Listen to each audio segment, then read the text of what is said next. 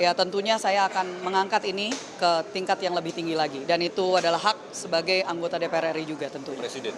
Kepada Presiden. Anggota DPR RI Rahayu Saraswati dengan suara lantang menyebut akan melapor ke Presiden Prabowo Subianto jika nasib Ibda Rudi Soik, polisi yang dipecat karena membongkar kasus mafia BBM di NTT, tidak ditindaklanjuti dengan jelas oleh Kapolri. Wanita yang merupakan keponakan Prabowo itu menegaskan bahwa Rudi Soik telah membongkar kasus mafia subsidi BBM yang merugikan para nelayan di NTT. Namun karena tugas itu, Rudi justru diterpa pelanggaran kode etik hingga dipecat. Walaupun sudah dipecat, pihak kepolisian menyatakan bahwa Rudi Soik masih memiliki waktu untuk mengajukan banding atas putusan pemecatan tersebut. Rahayu pun mengatakan bahwa Rudi Soik merupakan sosok polisi yang sudah berjuang melawan kasus tindak pidana perdagangan orang (TPPO). Namun polisi yang berpangkat Inspektur Polisi 2 itu kini seolah-olah menjadi bagian oknum dalam institusi Polri. Ikuti terus berita menarik lainnya. Jangan lupa like dan share seluruh akun Tribun Medan. Kami juga memberikan laporan kronologi dari sisi saudara Rudi Soik bahwa itu adalah restoran tempat makan siang di mana beliau bersama dengan kalau nggak salah dengan rekan-rekan beliau ya, dengan atasannya bahkan juga itu menunggu untuk bisa bertemu dengan pihak-pihak tertentu. Itu ada semua di dalam laporan dan tidak ada alkohol ya, tidak ada minuman keras sama sekali. Dan itu istilahnya tempat makan siang biasa sebenarnya. Jadi ini yang kami istilahnya menanyakan informasi apa sebenarnya yang diterima oleh Bapak Kapolda, oleh bawahan-bawahan beliau yang menyudutkan saudara Rudi Soik. Karena tadi juga Pak Kapolda menyatakan tidak begitu kenal sebenarnya dengan Bapak saudara Ibda Rudi Soik karena memang baru ditugaskan nggak lama yang lalu di situ. Jadi ini kami justru ingin membantu untuk memperbaiki citra dari institusi kepolisian Republik Indonesia ini. Karena hal-hal seperti ini yang saya juga terima laporan dari banyak orang setelah saya mulai mengungkap persoalan ini.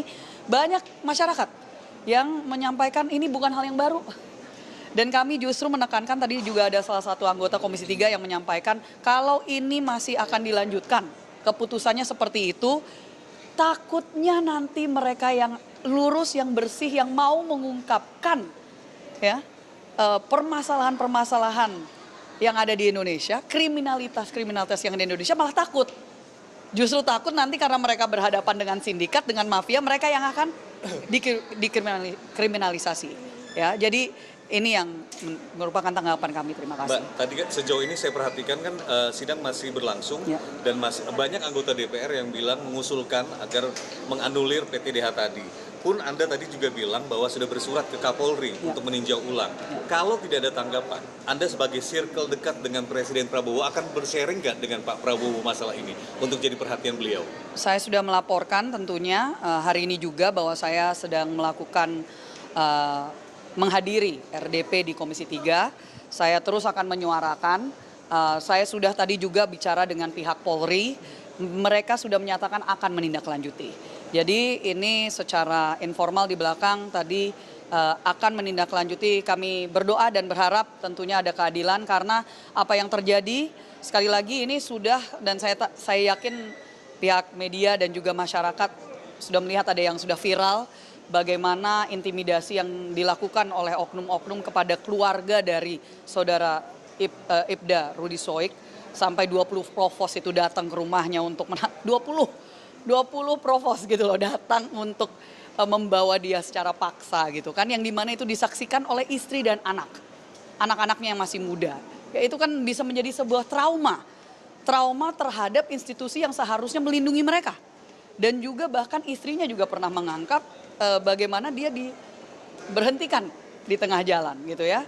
Dan intimidasi ini terus kita lihat, dan ini kenapa akhirnya naiklah ke tingkat pusat, ke Komisi 3, dan saya berharap kepada masyarakat jika ada ya terus permasalahan, jangan takut untuk bisa melaporkan kepada wakil-wakil rakyat dari dapil kalian masing-masing, cari tahu siapa, tentunya itu adalah tugas kami untuk menyampaikan, dan kami sangat mengapresiasi kepada pimpinan Komisi 3 karena sepertinya tadi juga Pak Benny sudah menyampaikan, ini mungkin pertama kalinya ada rapat dengar pendapat yang bahkan melibatkan anggota-anggota DPR dan DPD itu sendiri. Tadi bukan hanya saya yang mewakili dan mendampingi dalam tanda kutip korban, tapi juga ada wakil ketua MPR RI kita termuda yang juga mewakili korban waktu itu di Sulteng. Jadi ini kami apresiasi dan kami berharap ke depannya bisa terus dilanjutkan sidang-sidang atau rapat-rapat dengar pendapat seperti ini. Penegasannya Mbak akan sharing ke Presiden masalah ini? Kalau tidak ada tindak lanjut. Kalau tidak ada tindak lanjut yang jelas dan tidak ada keberpihakan yang jelas kepada masyarakat, khususnya dalam hal ini saya mewakili NTT ya tentunya saya akan mengangkat ini ke tingkat yang lebih tinggi lagi, dan itu adalah hak sebagai anggota DPR RI juga tentunya. Kepada Presiden. Download Tribun X sekarang, menghadirkan lokal menjadi Indonesia.